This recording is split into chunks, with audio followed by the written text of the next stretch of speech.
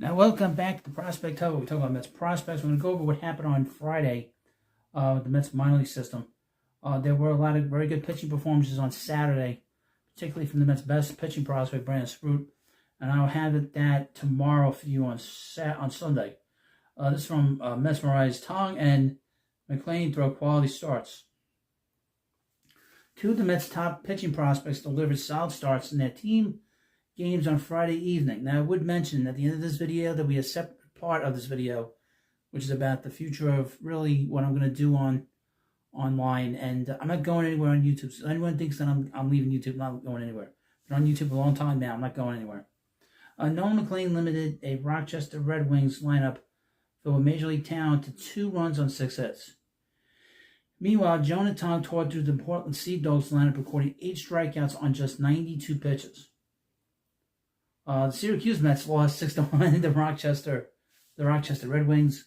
Luis Acuna went 0 for 3. First baseman David Villar went 2 for 4.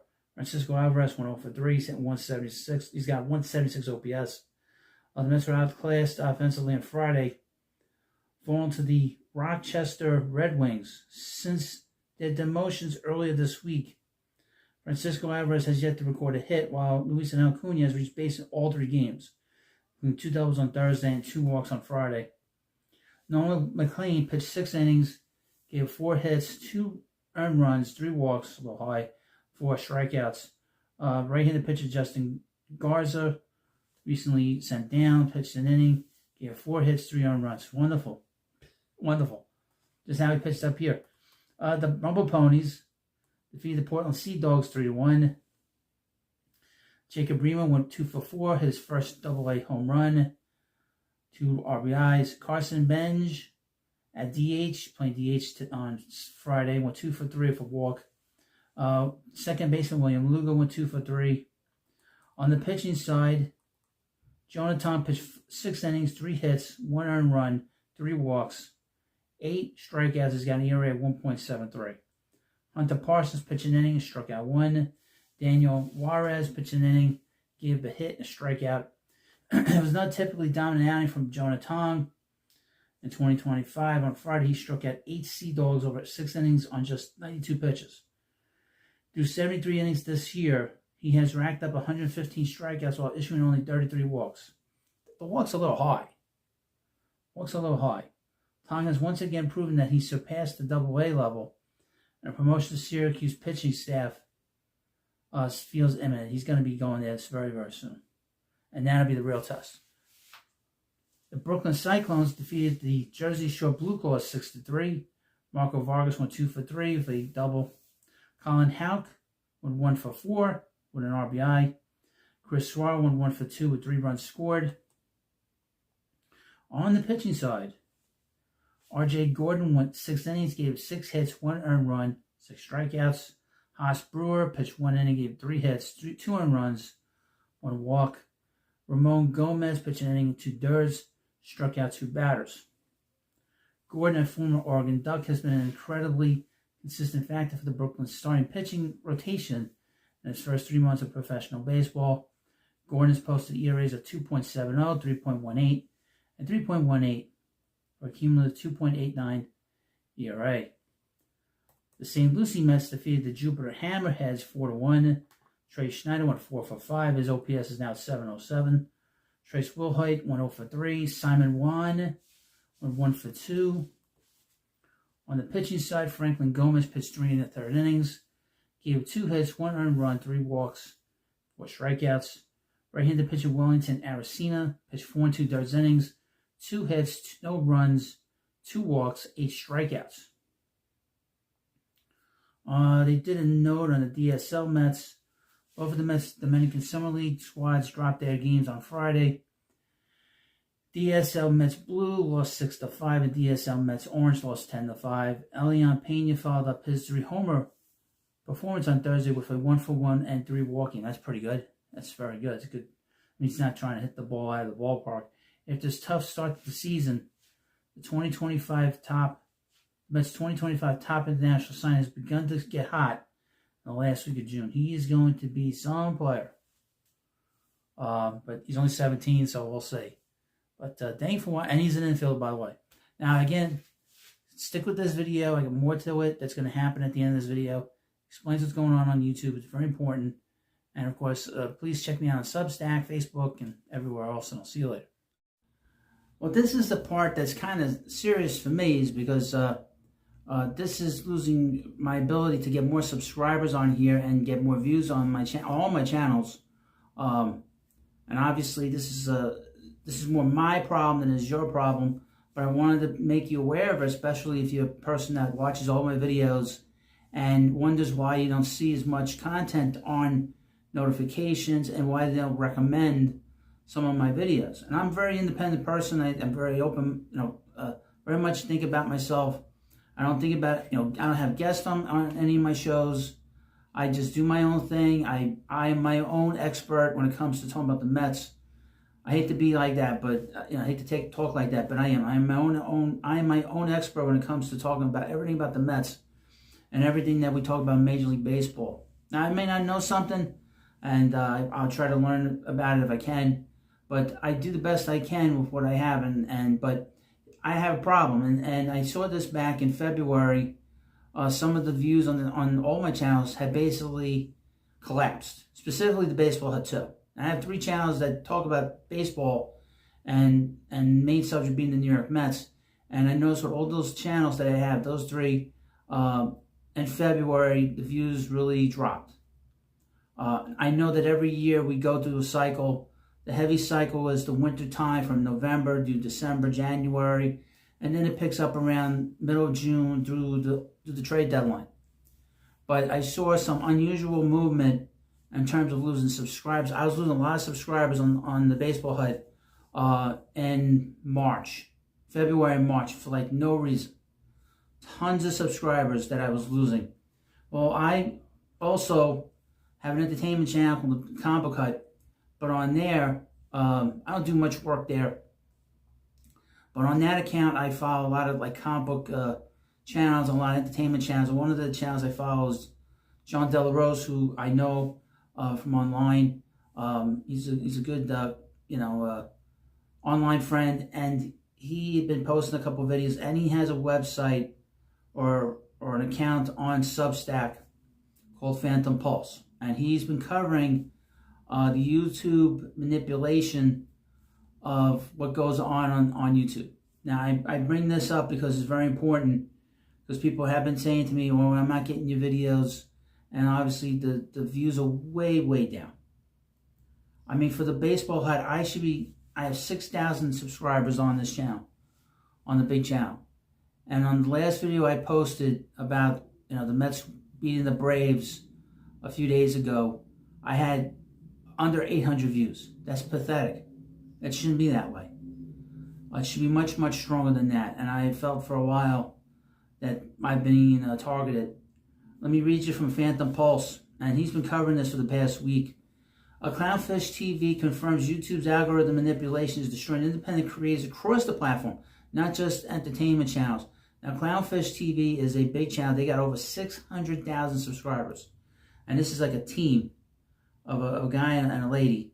And they team up and they do all kinds of stuff talking about, comic book movies, adventure movies, all the stuff that's going on in culture in terms of entertainment. The YouTubers at Clownfish TV have added their voices to the growing chorus of creators exposing YouTube's systematic suppression of independent content, confirming that the platform's algorithm manipulation extends far beyond individual channels to represent a coordinated attack on creators who don't conform to corporate media standards. Now, I would mention the Patriot Hut. The Patriot Hut, I was doing a lot of good work there, but nobody was watching. And I know, just based off of this, I know that channel has been deemed something they don't want to have. But it's more than that. It's just more than political stuff. It's corporate. Host Keenan and Geeky Sparkles, that's their names, detailed how their own channel has been experiencing the same algorithmic throttling that the Quartering, who has a channel. If you don't know the Quartering, he's a guy that basically started out doing just card games, and he has almost 2 million subscribers. I've been following him for a long time, and he's very much in tune to the algorithm, and he'll follow it wherever it goes. And he's a great creator on here. He's one of the big creators on here. The court exposed earlier this week, proving that it isn't an isolated incident, but a deliberate campaign to marginalize independent voices. Quote, "We're going to try to make sure that you guys get notified of our content," Kenyon explained, acknowledging the platform's failure to deliver content to subscribers. "It's not just us. A lot of content creators are noticing that people are not getting notified. They're not seeing their content anymore. And, I'll talk about what I think is actually going on. But it doesn't even matter if you follow them. It doesn't matter." The host revealed that YouTube has fundamentally broken its core promise to users, that subscribing to channels would ensure access to their content. Quote, "Doesn't matter if you ring the bell for notifications, if subscribers, whatever, or I've got people that are like, I've been subscribed to you for years. In the last couple of months, we're not seeing your content anymore." And when I check my, all the information that I have on my app, a lot of people don't watch. A lot of people that are subscribers don't watch. And the recommended views are higher than people that actually watch. It's very strange. The manipulation has become so severe that YouTube is promoting old, irrelevant content over fresh uploads from subscribed channels. Quote, I'm getting recommended like really old shit, right? Like old reviews, years old, news old. It's all screwed up. Sorry. I think I got a video recommendation from somebody that's dead. Like, what the hell's going on here? That's very true. Clownfish TV's analysis connects the suppression to YouTube's broader strategy of favoring mainstream media over independent creators. You have a bunch of people in Hollywood and the mainstream that are mad, and we've talked about it for years. They're mad about people are going to YouTube and they want to infiltrate the space. The host identified the core problem. YouTube was attempting to transform from a creator-driven platform into another streaming service dominated by corporate content. YouTube right now is trying to position itself as a streaming service to compete with Netflix and Disney and Hulu, but it's not. It's YouTube. Geeky Sparkles pointed out, this transformation betrays the very creators who built YouTube's success. People didn't want that stuff. They came to YouTube because they wanted to hear independent voices. If they wanted that stuff, they'd watch it where it was. Wouldn't they? But they didn't because they don't want it, Kenyon said. The solution, according to Clownfish TV, requires active effort from viewers to circumvent YouTube manipulation. You cannot depend on YouTube at this point, too. And it's not just for us, but for any of the creators that you follow. Now, this is why I've been going on different platforms trying to expand myself, because this channel has been targeted. There's no doubt in my mind. And I've been targeted by YouTube. They don't want me on here. I know that WFAN has done more content on here as a way of circumventing my criticism of them about how they treat the New York Mets, how they talk about the New York Mets. And they've been doing all this content, all this extra content, in particular the live stream that Evan Roberts does. Evan Roberts, they're trying to balance out that not everybody on the radio station are assholes when it comes to our team, America's team, the New York Mets. I know that's why they've been doing a lot of content on here as a way to sort of try to like counterbalance my criticisms of them for the last 2-3 years. Okay? And they're using their corporate bullshit to basically undermine what I'm trying to do here. And that's trying to make a buck and trying to pay the mortgage and pay the bills. And here's the thing. This is not my career. For guys like people like Clownfish and the Quartering, that's their career. So they don't care if the little guy gets hurt here. WFAN doesn't care. They were getting tired of me criticizing them. And of course, they're owned by George Soros, by the way, WFAN. So, I would mention this, and I'm going to show you this.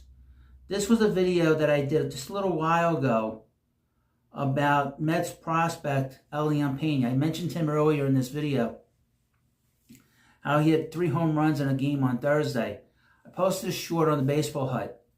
At 10:30 this morning, I had 4,600 views. Now, it went up to over 5,000 views, but at around 12 o'clock, it was around 4,900 views. As I record this video, for some odd reason, the video collapsed to about 3,700 views. What happened there? You know, I noticed it. Now, I noticed how quickly the video went crazy when I had over 4,000 views in the first hour. And then after a while, YouTube cut off all these views off the video. Now, that's revenue. That's money out of my pocket. Why are they doing that? And I know the views on my videos, they're not that great on a short. Unless I post a highlight. So I don't understand what's going on here with this sort of change that they did today with us. I don't understand this. So again, it tells me that they're manipulating views. They're manipulating the how you get the content. Now, like I said, I've been on Substack. What's good about Substack is, from what I understand, it's very much about freedom of speech.